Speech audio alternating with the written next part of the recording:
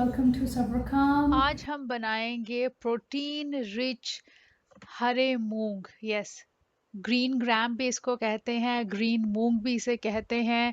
आप इसे अपने डाइट में ज़रूर ज़रूर इसको ऐड करिए। It's very rich in protein and it's very good दाल।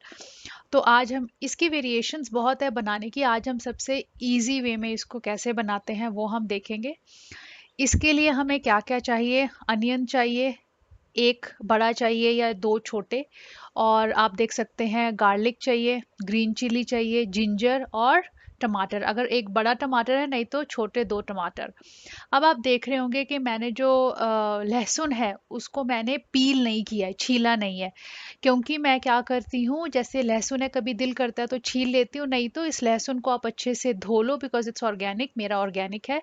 और इसको धो के अच्छे से मैं इसको ग्राइंड कर लूँगी। ओके, तो अब मैंने कुकर को रख लिया है गैस के ऊपर। अब हम क्या करेंगे, इसमें गैस को पहले करेंगे स्विच ऑन, और फ्लेम जो आपकी रहेगी मीडियम और लो के बीच में। अब मैंने इसमें सरसों का तेल डाल लिया है, और सरसों का तेल अब हम इसको गरम होने देंगे। और जैसे ही गर्म हो जाएगा तेल, उसमें हमने सबसे पहले मैं सबसे पहले हल्दी डालती हूँ। बिकॉज अगर आप उसके बाद प्याज डालते हैं या क्यूमिन सीड्स डालते हैं तो वो पॉप होते हैं, बाहर आते हैं। बट अगर आप पहले हल्दी डाल दोगे, टर्मरिक डाल दोगे, तो वो बाहर ऐसे पॉप होके नहीं आएंगे। आपकी स्किन पे या कभी हैंड पे, आर्म पे या बाहर वो नहीं गिरेंगे। ओके, सो इस चीज़ का ध्यान रखना। और मैं वीडियो आपको पता है बिल्कुल रॉ बनाती हूँ, so that you get to know कि कितना इजी है बनाना और आप कितने क्विक वे में चीज़ें बना सकते हैं। So that's why I keep my all the videos very simple. बहुत सिंपल तरीके से मैं आपको दिखाती हूँ कि घर में हम कैसे करते हैं। अब मैंने थोड़ी सी फ्लेम कम कर ली है। अब आप देख सकते हैं ऑयल गर्म हो गया है एंड स्टीम भी उससे बाहर आ रही है। तो अब हम डाल लेते हैं अपना टर्मरिक, हल्दी। तो ये देखिए मैंने एक चम्मच हल्दी डाल दिया है। अब इसको हम कर लेंगे स्टर, और स्टर करने के बाद हम इसमें डाल देंगे क्यूमिन सीड्स भी। तो आप ये ट्राई करके देखना और मुझे कमेंट में नीचे बताना कि जब आपने हल्दी पहले डाली और उसके बाद आपने ज़ीरा या फिर धनिया या फिर प्याज डाला तो वो बाहर नहीं आया। अब मैंने इसमें एक चम्मच क्यूमिन सीड्स भी डाल दिए हैं, और मैंने क्रश कर लिया था टमाटर को और ग्रीन चिली को, और उसको भी डाल देते हैं। और साथ में मैंने प्याज और लहसुन सब चीज़ को क्रश कर लिया था, सारी चीज़ों को मिक्सी में। बिकॉज ये बहुत इजी वे में आपको बता रही हूँ, जिसमें हाँ सारी चीज़ों को हम एक साथ ही क्रश कर लेंगे और मिक्सी से ट्रांसफ़र कर लेते हैं सारी, या सारी ग्रेवी। और इसको हम थोड़ी देर के लिए पकने देंगे। इसको स्टर कर लेते हैं, मिक्स कर लेते हैं, सो दैट क्यूमिन हल्दी अच्छे से मिक्स हो जाए। और इसको थोड़ी देर के लिए हम ऐसे ही छोड़ देंगे। इसमें अब हम ऐड करेंगे, ओके, थोड़ा सा भी और रह गया था तो कुछ वेस्ट नहीं करना है उसको भी ऐड कर लेते हैं। सो स्टर कर लिया। अब हम इसको थोड़ी देर ढक के रख देते हैं। ओके, और फ्लेम को आपने हाई नहीं करना है। तो अब मैंने ढक दिया इसको, और बीच बीच में हम इसको चेक भी करते रहेंगे, बीच बीच में हिला भी लेंगे। अब थोड़ा टाइम हो गया था, 2-3 मिनट्स हो गए थे। और लीजिए अगेन इसको मैंने स्टर कर लिया है अच्छे से। इसको हम चला लेंगे नीचे ये लगे ना। अब मैंने डाल दिया है सॉल्ट, रॉक सॉल्ट मैं यूज़ करती हूँ, आप कोई भी नमक इसमें डाल सकते हैं। और अगर आप ऑयल की जगह कोई और, मस्टर्ड ऑयल की जगह कोई और ऑयल डालना चाहते हैं वो भी डाल सकते हैं। पहले मैंने जो हल्दी है थोड़ी कम डाली थी, और अब मैंने थोड़ी सी और ऐड कर ली।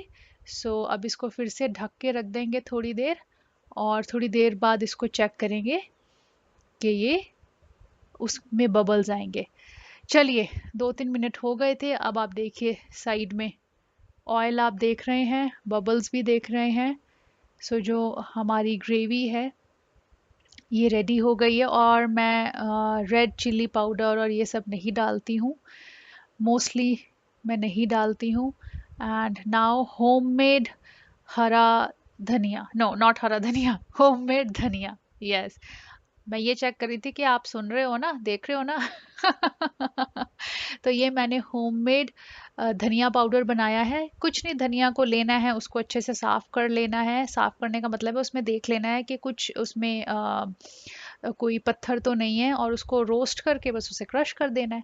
अब मैंने इसमें गरम मसाला भी डाल दिया है थोड़ा सा, वो भी होममेड है। और उसकी भी उसको कैसे बनाते हैं वो भी मैं आपको रेसिपी आप लोगों के साथ शेयर करूंगी। अब हम इसे कर लेते हैं स्टर, अच्छे से मिला लेंगे ग्रेवी के साथ। और ये लीजिए। सो आपको ऐसे स्टर करते रहना है धीरे धीरे। अब इसको थोड़ी देर ढक के फिर रख देते हैं 2-3 मिनट्स के लिए, और 2-3 मिनट्स के बाद हम इसको दोबारा से ओपन करके देखेंगे, एंड उस टाइम तक ये बन जाएगी। So this is very easy. चलिए 2-3 मिनट भी हो गए हैं। अब आप देख सकते हैं जो ऑलमोस्ट हमारी ग्रेवी है वो हो गई है। और अगर आपके टमाटर बहुत रेड होंगे, लाल होंगे, तो ग्रेवी का रंग ऑटोमेटिकली बहुत लाल आ जाएगा। ओके। अब हमने इसमें डाल दी है दाल, जो मैंने ओवरनाइट सोक करी थी। तो आपको दाल को ओवरनाइट सोक करके रखना है। इसको अच्छे से हम कर लेते हैं स्टर, चला लेते हैं। इससे टाइम भी बहुत सेव हो जाता है जब आप सारी चीज़ें एक साथ क्रश कर देते हो मिक्सी में। और टेस्ट में कोई डिफरेंस नहीं आता, क्योंकि मैं ये दाल बहुत तरीके से बनाती हूँ। तो मैंने सारे ही तरीके टेस्ट किए हैं, और आपके साथ भी शेयर करूँगी। टेस्ट में यू वोंट फील कि कुछ डिफरेंस है। अब थोड़ी देर इसको फिर से हम ढक्कन लगाएंगे, एंड इसको थोड़ी देर पकने देंगे। फ्लेम को थोड़ा सा हम ज़्यादा करेंगे। ओके। पर मीडियम और लो के बीच में ही रहेगा, हाई फ्लेम हमें नहीं करनी है। सो आप देख सकते हो कि धीरे धीरे स्टीम भी बाहर आ रही है। चलिए 2-3 मिनट्स हो गए हैं। ये देखिए, ये अच्छे से मिक्स हो गई है। स्टर कर लेते हैं, और स्टर करने के बाद अब हम इसमें पानी डालेंगे। और पानी हमें इसमें बहुत ज़्यादा नहीं डालना है, बिकॉज़ अगर कम पड़ेगा तो हम बाद में भी डाल सकते हैं। वैसे ये दाल जो होती है थोड़ी थिक थिक ही होती है। ओके। तो इसलिए हमने इसमें ज़्यादा पानी नहीं डाला है। जो हमारी दाल थी उससे थोड़ा सा ऊपर ही मैंने अभी पानी डाला है। अगर कम हो जाएगा पानी, नो वरीज, हम बॉईल करके दोबारा से डाल लेंगे। ओके। सो जो मिक्सी में मैंने ग्राइंड किया था वो, उसको भी कुछ वेस्ट ना हो, तो उसमें भी पानी डाल के मैंने थोड़ा सा डाल लिया है। अब इसको स्टर कर लेते हैं, एंड स्टर करने के बाद ये देखिए ऐसे हो जाएगा। एंड नाउ इसको हम कर देंगे, ढक्कन लगा देंगे, बंद कर देंगे। और इसको हम विसल आने देंगे, 3 विसल। और 3 विसल के बाद हम इसको चेक करेंगे कि दाल कैसी है। ओके।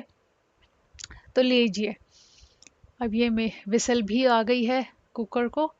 और इसको हम रिलीज़ होने देंगे पहले स्टीम को। ओके।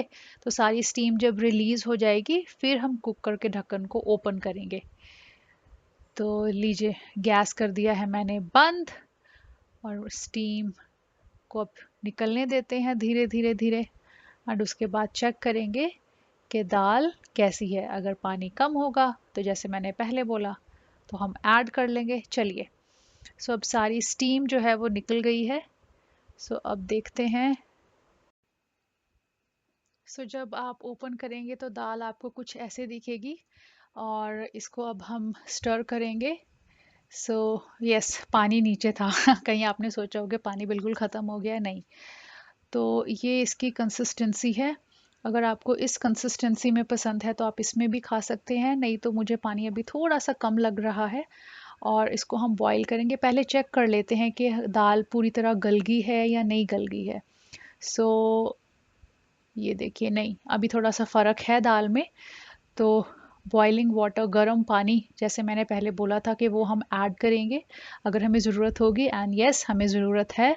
सो चलिए, ये मैंने बॉइलिंग वाटर लिया, एंड इसको मैंने ऐड कर लिया। और अब हम इसको कर लेंगे स्टर। और विसल्स जो हैं वो 3-4 भी हो सकती हैं, डिपेंड्स अपॉन पानी। तो वो आप ध्यान रखिएगा। अब हम इसको, ढक्कन को बंद कर लेते हैं। ये अभी कंसिस्टेंसी लग रही है। ओके। सो अब हम ढक्कन को कर लेंगे बंद।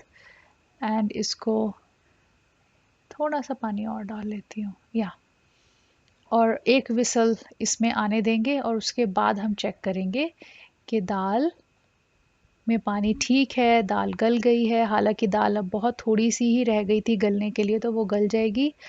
लीजिए, एक विसल भी हमारी हो गई है। अब रिलीज़ हो गई है सारी स्टीम भी, और अब हम इसको करेंगे ओपन। चलिए, ओ हो, लुकिंग वेरी गुड, बहुत अच्छी लग रही है दाल।